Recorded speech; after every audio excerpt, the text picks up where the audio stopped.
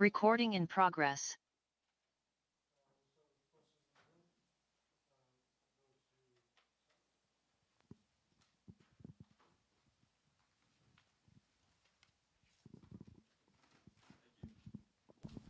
Hey Tyler, how you doing? Good. You've played a lot of football games with Nick and Katron. The way they have been producing, and specifically Katron, kind of stepping up here the last few matchups in the postseason, how does it change the ceiling for this offense when you guys put a game plan together and the opponent has to deal with you've put on film? Yeah, I think when those guys are going, obviously the run game, really in any football game, is going to be really important. So having that is huge for us as an offense. And like you said, when you have more than, we have a pass game, we have a run game, we have a lot of different things you have to defend. That obviously is going to help us and be able to let us do a lot of different things. So yeah, it's been great, and I think this is as good a time as any for them to be playing the way they have been. So it's been awesome, to be able to block for them, and the way they run the ball has been great. And then Mike. Hey, Tyler, how are you? Good.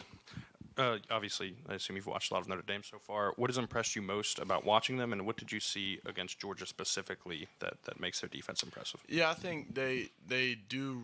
They do it really well, and it's not going to be they're not going to try and really change what they do based off someone else. They're going to do what they do best, and I think they got a lot of talent all over. I know they got some talented guys in their secondary, and they got some talented D ends and D linemen. So I think it's going to be a really good defense, and we're going to have a great week of preparation. But yeah, we got a lot of respect for them, and they've played some really good games towards the back end of the season. We'll go to a Zoom question. Max, Ralph, and then Mike, you're next. Hey, Tyler, thanks for the time. Drew made mention of the fact that Notre Dame's secondary is really tall. They don't have a guy under 6 foot. Xavier Watts at safety is one of the better players in the country. Does a matchup like that with guys who may be able to cover a guy with your skill set in a different way excite you? Oh yeah, I mean I think that's kind of what playoff football is about, and playing this late in the year, you get the chance to play really good players and really good teams, and yeah, like you said, they have a great secondary, so we know it'll be a challenge for us, and we're gonna have to do our job the best of our abilities and make sure we're doing everything the right way and getting our jobs done as well. Over here in the front, Mike. Over here, Tyler. How are you? Good.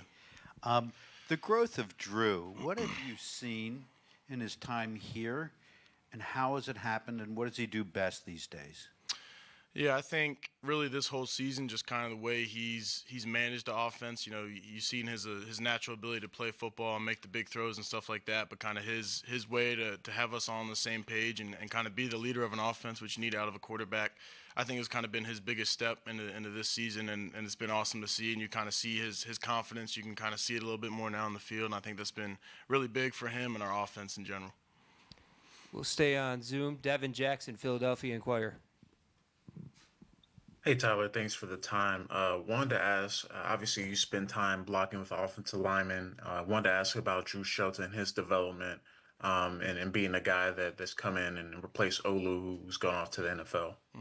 Yeah, I think Drew's biggest thing when he came in was his athletic ability, and he's kind of been able to keep that. Obviously, he had to put on some weight, but I think the job he's done at keeping what was his best attribute was the athleticness, and then being able to put that weight on, I think has been really good for him. Obviously, being able to move at left tackle, there's some of the best athletes in the world, the guys that can really play left tackle, and he's one of them. So just having a guy like that, obviously replacing Olu is hard to do, but he's been a really great left tackle for us, and he's a great teammate and a great friend. So it's been awesome to kind of see him do well this year. We'll stay on Zoom. John Petishnock. Tyler, this has been quite the season for Penn State football. 13 wins in a season for the first time in program history. You look at the games you've played and now going to the Orange Bowl. Beyond competing for a national championship, have you allowed yourself to just stop and think about kind of the time and place that you guys have Penn State football in right now? Yeah, I think honestly, when you're in the moment, it's hard to kind of look around and enjoy it. But I think it'll definitely be, when the season is over, kind of looking back at it and being proud of it and kind of proud of what this team was able to do will definitely be something that won't be hard to do. But there is moments where you're kind of, right when you run out of the tunnel or when you come out for warm-ups before it's in the actual game, you can kind of look around and enjoy it. But it is pretty fast-paced and there's a lot going on because when you do win, it's pretty much right into the next week and you got to start getting ready for the next opponent. So it's been fast, but it's been a lot of fun. Let's go to Adam Rittenberg, ESPN.com. Tyler, thanks for your time. I mean, you've been used in so many different ways this year by Coach Kudlnicki. I'm wondering what it's been like going through that all year, and do you think you still have ways to throw defenses off, even though there's obviously a lot more tape on your offense than there was at the start of the year? Yeah, I mean, I think there's always probably he's going to come up with another wrinkle to put in our offense. But I think also at this point of the season, doing what we do best and having our bread and butter is a big deal. And I think we've kind of had that going with our run game. Getting that going has been really good for us. So really having little tweaks here and there is important, but also being able to trust what your offense does best, I think is huge in these later games in the season. Let's go to Mason Smith, York Daily Record. Hey, Tyler, thanks for your time. I know Coach Franklin talked earlier about the underrated play and the growth of the wide receiver room. Obviously, there's a huge point of contention with that.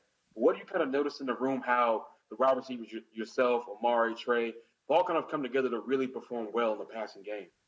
Yeah, I think part of it is getting the run game going, because a lot of times a way to make your run game more explosive is having the receivers make the 1 or 2 blocks on the perimeter that might take it from 10 yards to a 25-yard run. So that's been good. So obviously having the run game going is going to open up the pass game. I think that's kind of been the biggest thing towards the end of this year, how we kind of picked it up. Having Omari on the deep shots when you can get the safeties to come up a little bit, respecting the run a little bit more. I think it's been really good, for our offense as a whole.